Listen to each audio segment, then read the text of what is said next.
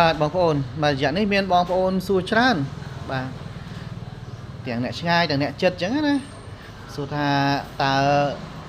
សម្រាប់ខែឬក៏រដូវកាលនេះដែលកំពុងក្តៅខ្លាំងអញ្ចឹងតើត្រូវបាញ់ថ្នាំបែបម៉េចបាញ់ថ្នាំ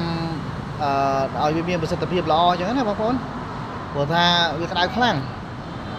តាំងពីព្រឹករហូតដល់ល្ងាចគឺក្តៅរហូតតែម្ដងតែចាប់ផ្ដើមម៉ោង6 6កន្លះព្រឹកពប់គឺក្តៅហែងហ្មងអញ្ចឹងនៅពេលដែលគាត់បាញ់ថ្នាំគឺប្រើប្រាស់ថ្នាំផ្សេងវាអាចធ្វើឲ្យដំណាំរបស់គាត់ហ្នឹងគឺវាអាចស្លោកវាអាចស្វិតវាអាចអត់សូវមានប្រសិទ្ធភាពអីចឹងណាបងប្អូនហ្នឹងហើយអញ្ចឹងជម្រាបជូនខ្លីៗជូនបងប្អូនក្នុងដំណាក់កាលនេះគឺយើងចង់មិនចង់គឺយើងត្រូវបាញ់ហើយយើងអាចប្រើប្រាស់ថ្នាំនៅពេលល្ងាចចិត្តយប់ឬក៏ពេលយប់អញ្ចឹងណាបងប្អូនបាទទោះបីជាយើងដឹងថានៅពេលយប់កាលណាយើងបាញ់ថ្នាំហើយវាបន្សល់នៅសំណើមខ្ពស់ទៅលើដំណាំយើងវាអាចបង្កជាជំងឺផ្សិតអីចឹងណាបាទប៉ុន្តែយើងមិនអាចជៀសរួចទេយើងត្រូវតែបាញ់បាទយើងត្រូវតែបាញ់ពេលយប់ត្រូវតែដាក់ទឹកពេលយប់បាទត្រូវតែបាញ់ជីបំពន់ពេលយប់គឺយើងធ្វើអញ្ចឹងហើយប៉ុន្តែកុំឲ្យយប់ជ្រៅពេកត្រឹមម៉ោង6ម៉ោង7យប់8យប់អស់ហើយអញ្ចឹងណាកុំឲ្យហួសហ្នឹងបាទអញ្ចឹងនៅពេលហ្នឹង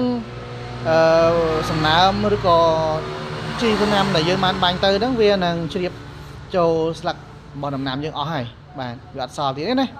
បាទហើយជីតាមតំណក់ទឹកអញ្ចឹងដែរជីតាមតំណក់ទឹកឬក៏ទឹកដែលយើងត្រូវស្រោចហ្នឹងបើយើងស្រោចចំពេលក្តៅពេកវាពិបាកបន្តិចហើយបងប្អូនដោយសារអីដីកំពុងតែក្តៅខ្លាំងហើយទឹកក្នុងទយោកំពុងក្តៅខ្លាំងនៅពេលដែលយើងបើកទៅវាអាចធ្វើឲ្យក្តៅទៅដល់គល់ដំណាំទៅដល់ឫសដំណាំវាអាចធ្វើឲ្យគល់ដំណាំឬដំណាំអាចស្លោកអាចរលាយអីចឹងទៅបាទប៉ុន្តែបើយើងស្រោចនៅពេលល្ងាចឬក៏ពេលយប់វាអត់មានហានិភ័យហ្នឹងទេគ្រាន់តែថាបើសិនជាយើងស្រោចខ្លាំងពេកច្រើនពេកវាអាចបង្កទៅជាជំងឺបាទប៉ុន្តែយ៉ាងណាក៏ដោយនៅក្នុងរដូវក្តៅហានិភ័យនៃការកើតជំងឺផ្សិតហ្នឹងវា